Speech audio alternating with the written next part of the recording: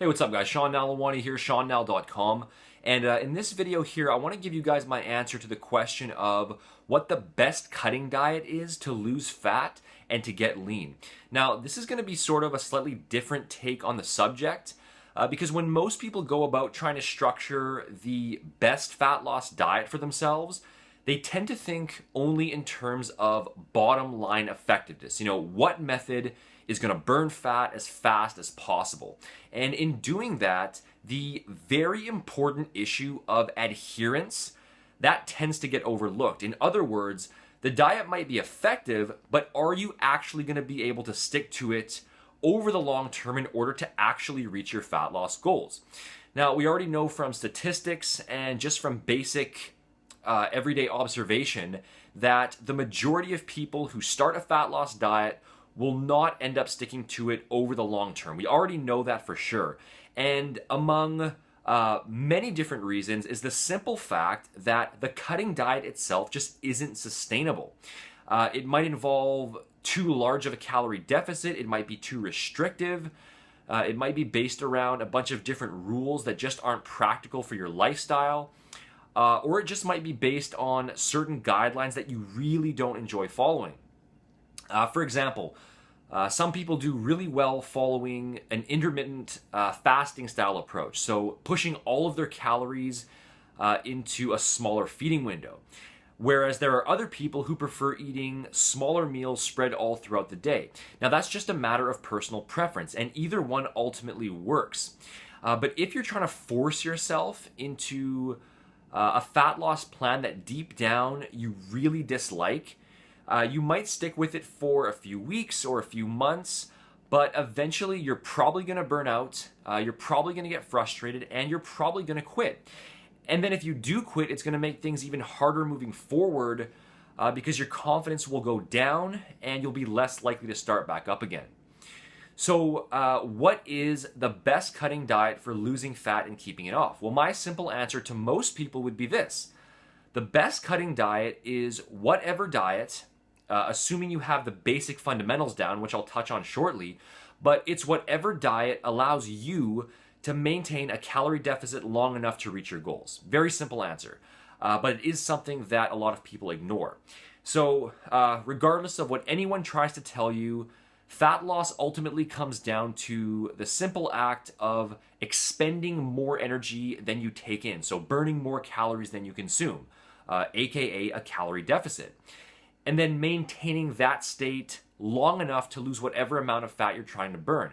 And again, regardless of what people trying to sell you miracle programs or supplements, regardless of what they might say, that's not easy. It's not an easy thing to do. It does require hard work, it does require discipline, and it does require patience. When you put your body into a calorie deficit, you are going to experience a certain level of hunger at certain periods in the day. That's normal. You will experience cravings. And on top of that, your energy levels will overall be lower than they were when you were eating at maintenance or when you were eating in a surplus. Now, that's just the nature of the process. And it is a challenge. And the reason why most people can't stick to it is because they just don't stack the odds heavily enough in their favor. They try to maintain that deficit, but they don't lay out their cutting diet in a way that is sustainable for them. Bottom line effectiveness is one thing, but if you can't maintain it long enough to reach your goals, then obviously it's going to be totally useless for you. For example, fat loss diet A might produce, say, 2 pounds of fat loss per week, but if your goal is to lose 20 pounds and you can only stick to that diet for a month before falling off, then ultimately it's still going to be a failure.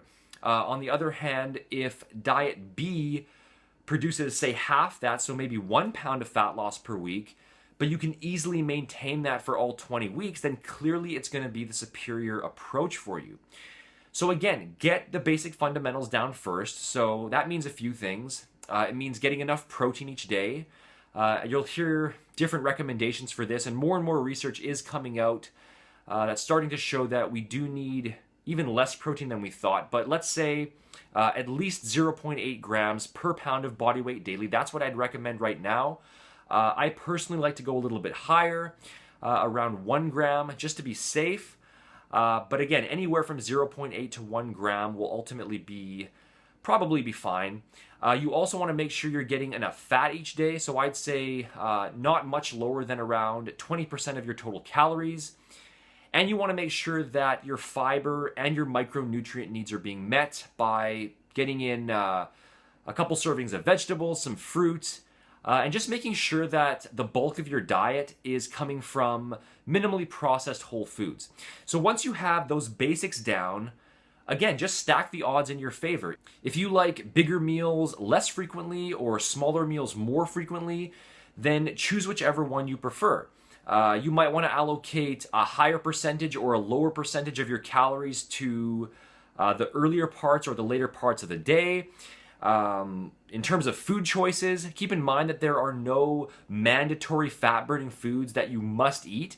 So just choose foods in each category, so protein, carbs, and fats. Choose the foods that you prefer most. If you don't like brown rice, then don't eat brown rice. If you like yogurt as opposed to cottage cheese, or chicken rather than red meat, then make those choices. Or if you have certain fruits and veggies that you really like, then just stick to those. If you have certain foods that you really like and that you crave, like let's say chocolate for example, then allocate a certain percentage of your calories each day towards enjoying some chocolate, and that way you won't feel deprived. Another thing to take into account is just the overall size of your calorie deficit. Now, I personally like to use a larger deficit over a shorter time frame because that way I can just get my cutting diet over with faster. But on the other hand, my good friend Fernando, he just finished losing around 30 pounds or so, but he was using a smaller deficit over a longer period of time. Again, it's just personal preference, and ultimately either one works. So bottom line, guys, the best cutting diet for most people is whatever diet allows you, so you personally, to maintain a net calorie deficit over time. Whatever cutting diet keeps you in a calorie deficit on an ongoing basis long enough to reach your goals without quitting is ultimately going to be a successful diet. So get the fundamentals down, the protein, the fat, the fiber, the micronutrients, and then set up your daily diet in the way that you enjoy most in terms of meal frequency, meal spacing, food choices, calorie deficit size, etc.